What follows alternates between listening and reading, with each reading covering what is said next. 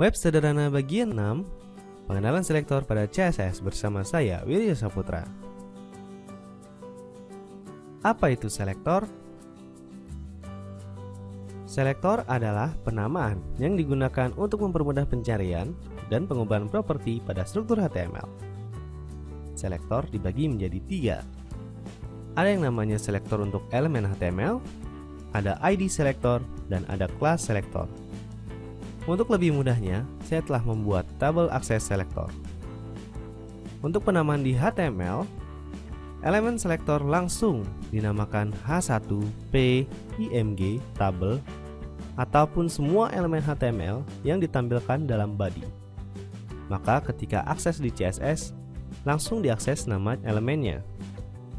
Itu adalah elemen selektor.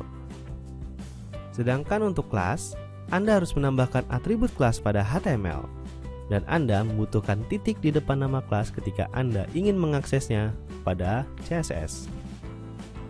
Untuk ID selektor, sama seperti kelas, hanya saja jika atribut kelas menggunakan kelas, maka ID menggunakan ID. Lalu butuh tanda pagar di depannya untuk mengakses ID melalui CSS. Anda perlu contoh? Untuk lebih jelasnya, Anda bisa melihat tayangan berikut ini. Untuk menerapkan contoh selektor, maka kita harus mengembed CSS terlebih dahulu. Oleh sebab itu, kita akan buat file CSS. Klik kanan, lalu klik New File, ketikkan Style, titik CSS.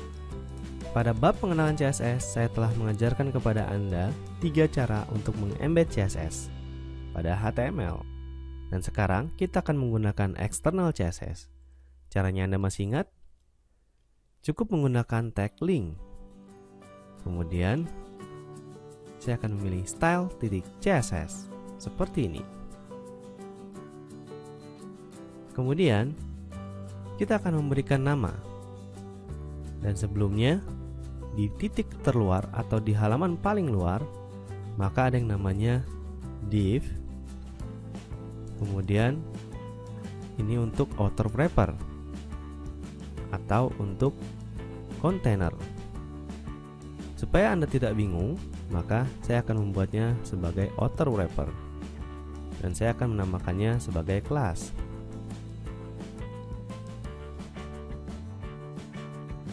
Saya akan cut div-nya di sini, lalu saya akan menyelubungi div-div yang ada di dalam ini.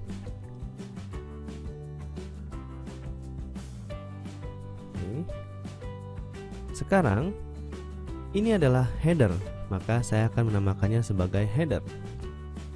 Saya akan memberikan nama pada kelas, yaitu header. Kemudian, untuk menu kita namakan sebagai menu.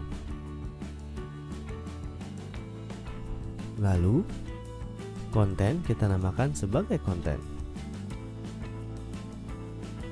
Dan yang terakhir adalah footer. Footer kita namakan sebagai footer. Kenapa kita menamakannya hanya sebagai kelas, tidak menggunakan ID? ID digunakan untuk nama unik, sedangkan untuk mengelompokkan sesuatu maka kita menggunakan kelas. Seperti teori pada kehidupan sebenarnya, bahwa di dalam kelas ada banyak individu yang berbeda. Oleh sebab itu, kita menggunakan kelas, karena di dalam sebuah kelas, contohnya saya contohkan header, di dalamnya ada heading dan juga paragraf. ID digunakan untuk elemen yang unik. Misalkan, Anda ingin mengubah H1 di sini, kemudian dia berada di dalam kelas header, maka Anda membutuhkan ID di sini. Tapi, jika Anda tidak ingin mengubah elemen H1, maka Anda tidak harus menggunakan ID. Jadi, ID hanya digunakan untuk elemen yang unik. Mungkin pada proyek selanjutnya saya akan bahas tentang penggunaan ID. Sekarang, kita lanjutkan ke cara pengaksesan selektor di dalam CSS.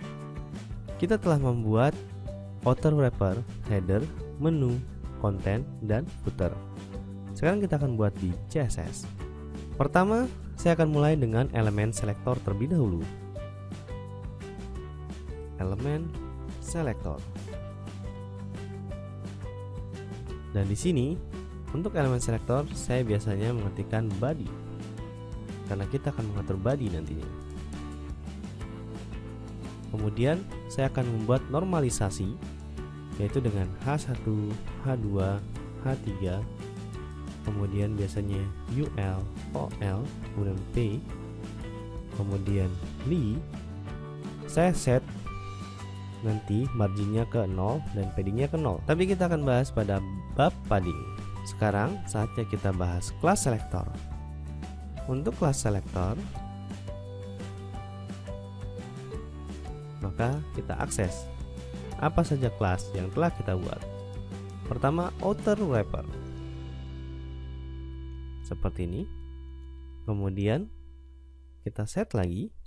Yang kedua adalah header. Yang ketiga adalah menu.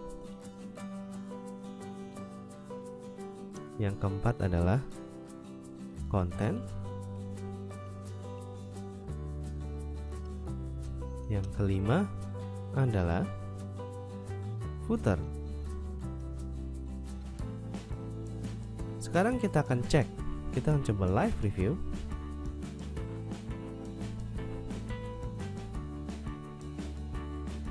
Dan cara mengeceknya adalah seperti ini. Apakah body sudah terseleksi dengan benar? Jika sudah, maka akan ada garis biru seperti ini. Apakah H1, H2, H3 akan terseleksi? Jika benar, maka akan seperti ini. Apakah outer wrapper sudah terseleksi? Jika benar, maka akan ada garis biru seperti ini. Kita cek untuk header, menu, kemudian konten, dan footer. Sekarang kita sudah menseleksinya dengan benar. Lalu, bagaimana cara kita memberikan properti CSS? Tunggu dulu, ada yang ketinggalan di sini. Sebelumnya kita telah memasukkan gambar, tapi karena tidak tersave, maka gambarnya tidak muncul. Oleh sebab itu, kita akan buat div untuk banner. Saya akan berikan div dengan nama banner. Lalu di dalamnya saya akan masukkan img dengan gambar berikut ini. Dan saya akan berikan height 300 seperti apa yang telah saya jelaskan pada bab sebelumnya. Oke. Dan selanjutnya saya akan coba save terlebih dahulu. Lalu saya akan masukkan stylenya ke CSS dengan nama titik banner. Sekarang, saya akan pastikan bahwa si banner ini terseleksi. Anda bisa lihat ketika saya klik banner, maka gambarnya terseleksi. Sekarang kita sudah selesai. Selanjutnya, kita akan membahas margin. Selanjutnya, kita akan membahas tentang pengenalan margin pada CSS.